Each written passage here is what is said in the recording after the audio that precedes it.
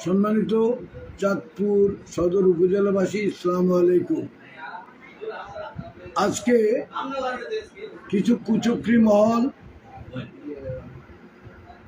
নানান রকমের বিভ্রান্তি ছড়াচ্ছে যে আমি আমার জনপ্রিয়তা ঈর্ষান্বিত হয়ে কিছু কুচক্রী মহল অপপ্রচার চালাচ্ছে যে আমি নির্বাচনের মাঠ থেকে সরে গেছি, যা অত্যন্ত দুঃখজনক এবং বিভ্রান্তিমূলক।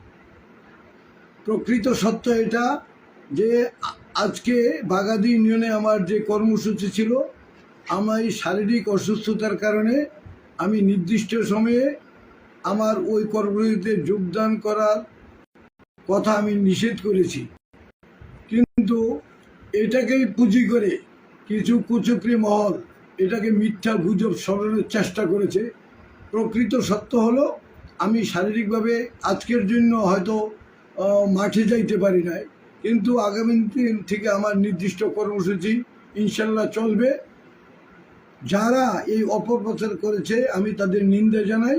আমি প্রকৃতভাবে মাঠে আছি এবং আমাকে যারা ভোট দিবে সেই জনগণও আমার পাশে আছে।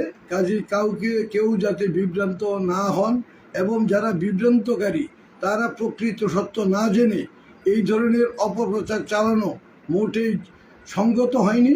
আমি তাদের এহেন কার্যকলাপ থেকে ভবিষ্যতে বিরত থাকার বিনীত অনুরোধ জানাচ্ছি।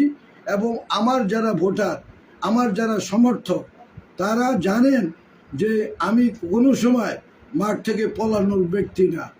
আমি নির্বাচনে জয় পরাজয় আছে, আমি সর্বশেষ পর্যন্ত আমার শক্তি দিয়ে লড়াই করে যাব এই উপজেলার জনগণকে সাথে নিয়ে।